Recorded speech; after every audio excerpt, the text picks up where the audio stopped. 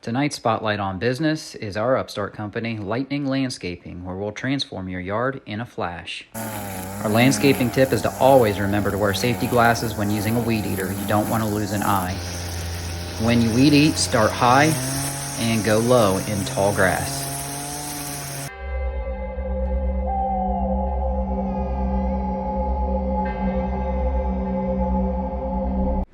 Now let's get to the main topic of the show, and that's a continuing coverage of our search for Gretchen Fleming. Sometimes you open a door and you don't know what you're going to find, like our mailman got a surprise here. So we're out here searching. We're back at the boneyard. I always wondered what this place was. They left the door open today. I'm not going in it, but I just want to see. It's just a storage facility. Huh. Truck and everything, and fridge. Okay. So let's take you on a deep dive of everything we found out over the last week. It was reported by someone in the Fleming family that Preston Pierce, or Daryl Lott, got $20,000 deposited in his checking account, which points to human trafficking.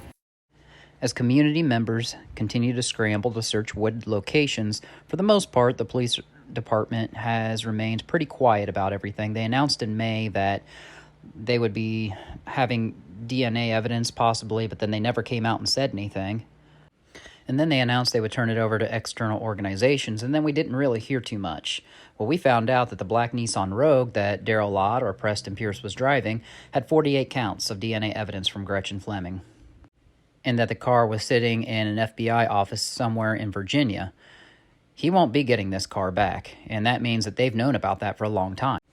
Now, I thoroughly understand you have to keep some things close to the vest in terms of an internal investigation when you're trying to apprehend somebody.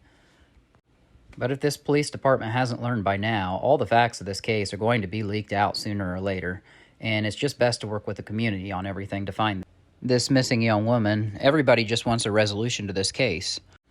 Now, with that being said, we have operated off of a tip of a skull under a plastic tarp or sheet or something, and we called the police out there 2 different times, and they were all younger police. Some of them were privates. I'm not sure what the ranks of all of them were, but they were extremely cooperative with us, and 2 of them actually went back and searched with us, so they were very friendly, and they did assist us in our search on these 2 separate events. Now, what you're looking at here is actually the remnants of an old street in Parkersburg called George Street. It's no longer a street, but it is a cleared out area where you can walk back, and we found all these things right off George Street back there.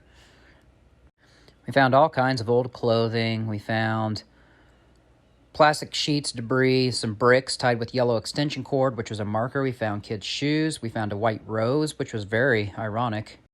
There was a psychic assigned to the case and paid to work for this case, and she said there would be white flowers intentionally planted out there.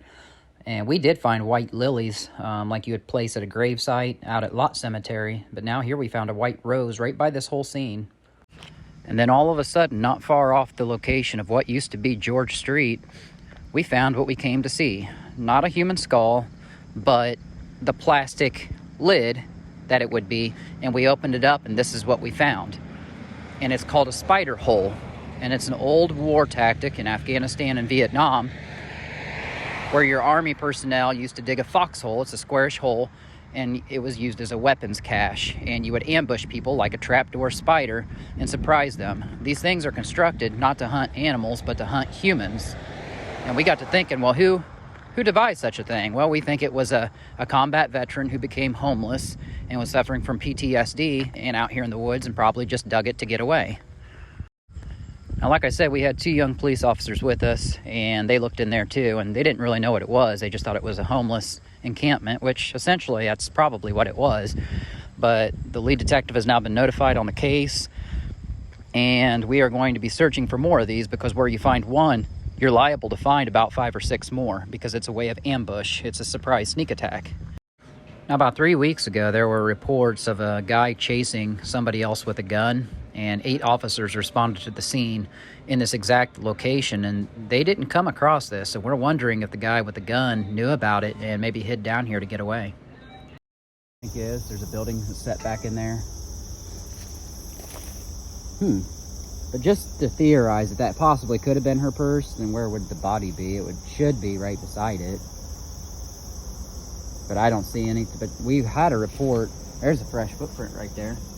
That's not from a deer. A couple feet. Here a deer. Well, other tracks, not deer, but raccoon. I can see a raccoon track. But I'm not seeing any evidence of bones in this exact. There's a basketball out there. That's funny. Maybe I should zoom in so y'all can see what I'm talking about. There's the basketball straight out there, right by the shopping cart. Animal tracks in the mud and stuff. Raccoon. Human footprints right there. There's that purse. Okay, well, let's venture over. Only get through the mud right there. Okay. Here's these white flowers. Don't know if it's hemlock or not. Hope not. Looks like another inflatable mattress. I'm really paying attention to all these white flowers, isn't it?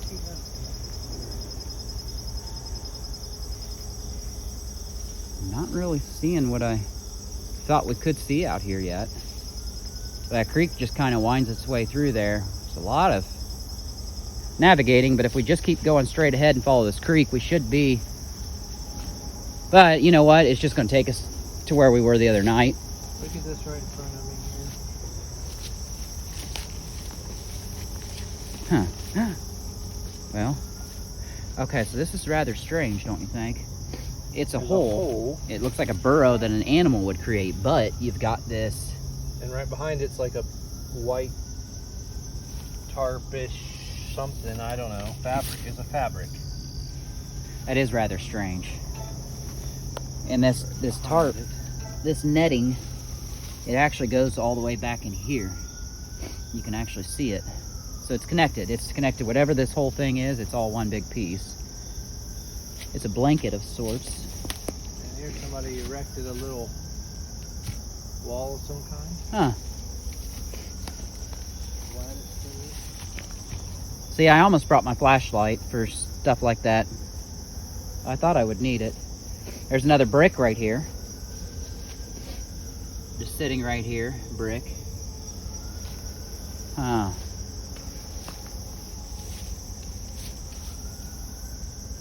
Well, I think I see aluminum foil right on the top of that blanket, which tells me homelessness, drug activity.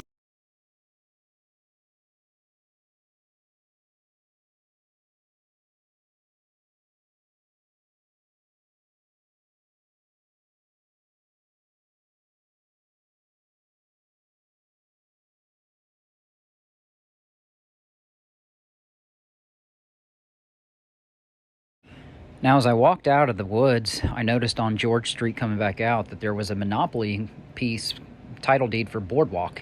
It was nailed to a tree in a plastic sleeve. That told me one thing.